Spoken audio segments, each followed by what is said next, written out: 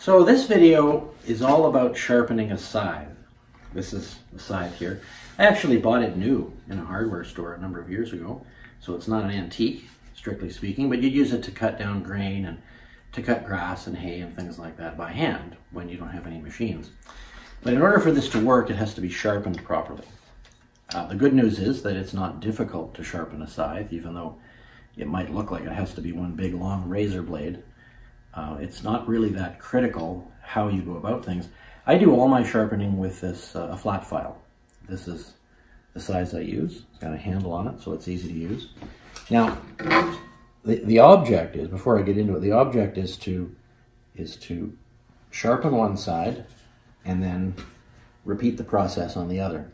Now, the good news here is that this blade is extremely thin. I mean, it's thin enough that it's flexible. It's really quite a remarkable kind of steel to be able to do this.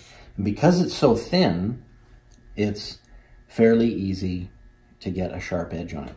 Now, one reason I like the file is because it doesn't just create a sharp edge, it creates a serrated edge, microscopically serrated, which makes it chew into the grass and grain better. So if you look very closely here, you can see some of the marks left by the file. I have started to sharpen this, and I'm going to continue, but that's the marks that it leaves. And like I said, it's kind of like a microscopic little saw that helps to grab the things that you're cutting. So for the back side, what you want to do is you want to have the file angled just steeply enough so that it actually brings this edge to a sharp point. So that would be wrong, because you can see the bottom of the blade here is a little bit curved. If I had the file like this, I wouldn't actually even be touching the cutting edge, which is what I want. So when I file, I'm always watching this edge. Is it getting shinier at the edge? I mean, it wouldn't be any good at all if I did it up here, because that's just rubbing away that material there, and I'm not interested in that. But just steep enough that it contacts the leading edge of the blade on the bottom. So. And notice how I'm lifting the file a little bit on the back strip, because a file like this only cuts going forward. So if you just rub back and forth, then you're unnecessarily dulling the file. So it's a pushing forward and then slightly lifting up.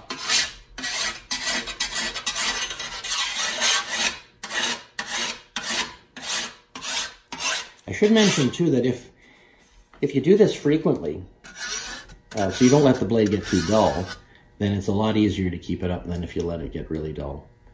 And in a minute, I'm going to be showing you how to preserve this blade in the off season so that rust doesn't get to it.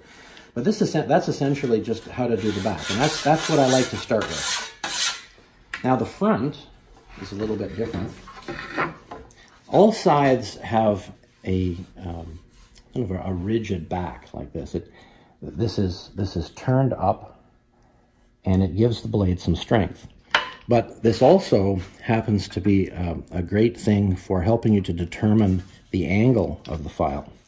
So the file should be at an angle that it just barely touches this back spine here. And then the file touches the edge, and then you work your way around like that. Now, you're going to have to do all this sharpening out in the field. You won't have a bench to hold the scythe in. So it's good to know how to do it without those sorts of aids. The back side's easy enough. But here on the front side, putting it down on the ground and stepping on it makes for a good starting point. And it also lets you gauge the angle of the file quite well. So once again, I'm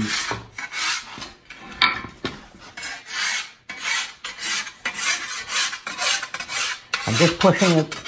I'm cutting on the push stroke only.